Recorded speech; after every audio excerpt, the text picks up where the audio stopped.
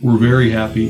We had a 20% increase in the total indicated resources to 6.2 million tons with an average grade of 19.27%, and almost a 600% increase in inferred resources to just about 5 million tons at a 17.5% grade at a 10% cutoff.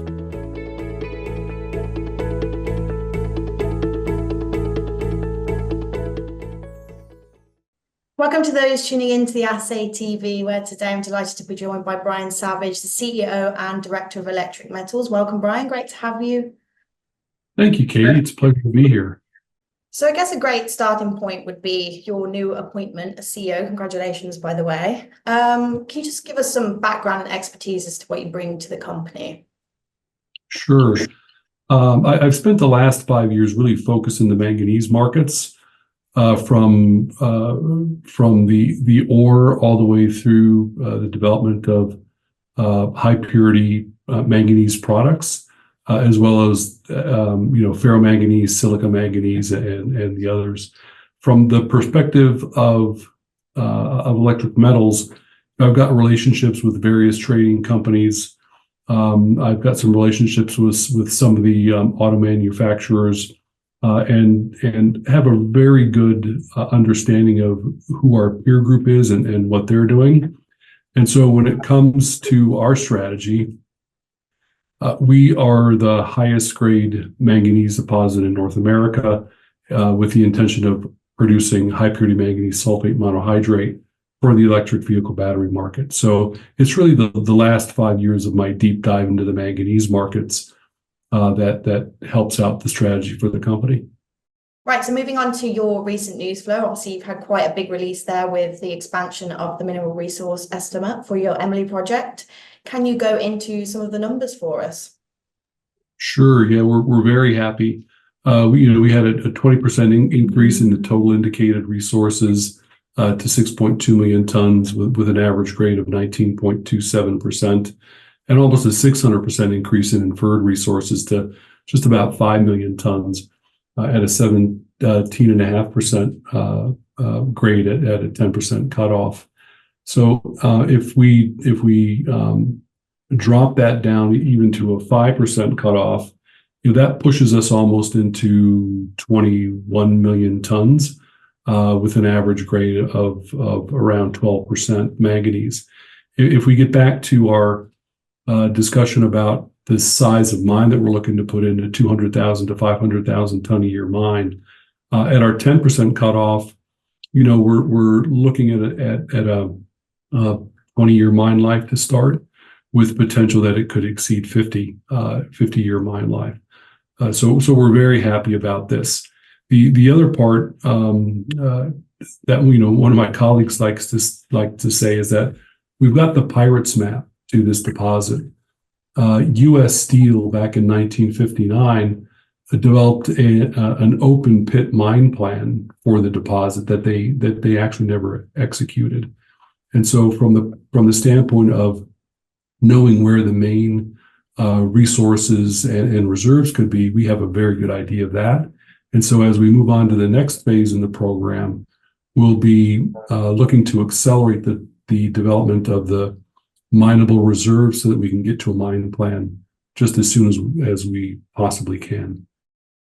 Excellent. And as the company progresses the project and the mineral resource has increased by 20%, this has come at a very prominent time with the commodities, especially in the green evolution. A lot of companies are moving into the critical mineral space. So what would you say to investors would set EM apart from those other companies that are transitioning to fund the green energy revolution like so many others? It's that highest grade manganese deposit in North America.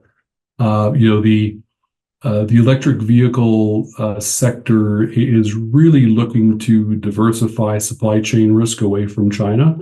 It's no secret that China produces 90+% of the HPMSM in the world, and as demand for electric vehicles increases, particularly in North America, people are going to want to manage that supply chain risk.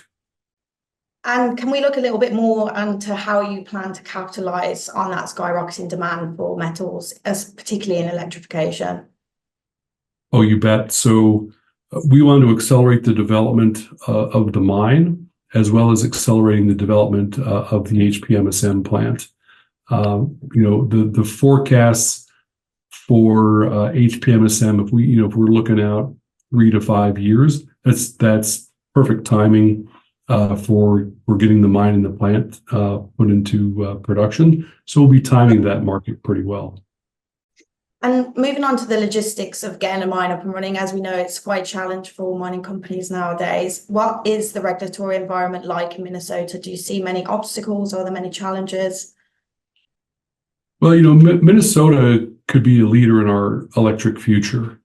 One of the things that sets us apart from the regulatory, permitting perspective, people have heard some issues related to some of the other companies that are having issues getting their permits done.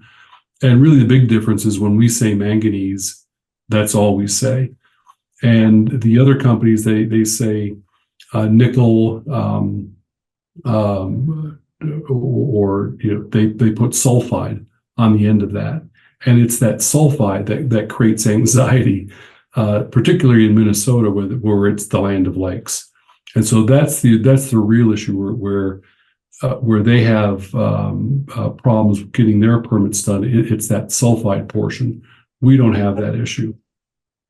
Excellent. And whilst we're in the realm of the ESG sphere, how does Electric Metals approach a community engagement, particularly in those regions where the mines are being developed? Yeah, clearly having community support and buy-in is absolutely critical to the success of any project in any jurisdiction. And so we're working with the local community to, educate them on what it is that we're doing. Again, in Minnesota, the typical mine is an iron mine, and it's, maybe 2 miles long, 1 mile wide, and maybe 1 mile deep. And that's a huge pit. And so when people think about, we're going to have a mine in our community, that's kind of what they're thinking about. In fact, we're looking to have an underground mine, and so the footprint will be very minimal. We'll be targeting somewhere between 200,000 and 500,000 tons a year of production. And so from, in the grand scheme of things, it's not a huge mine. The way I like to put it is it's big enough that it'll have a positive impact on the local community, but not so big that it'll overwhelm it. Excellent. And just as part of the assay, to summarize, particularly for our investors, we like to just have a quick highlight of a few milestones that they should be looking out for in the coming months. Do you have any on your mind that you can share? Well, we just released an updated 43-101 that we substantially increased our resources. We've got metallurgical test work that we're working with Cometco, and we'll be putting out some news releases as it relates to the results of that metallurgical test work.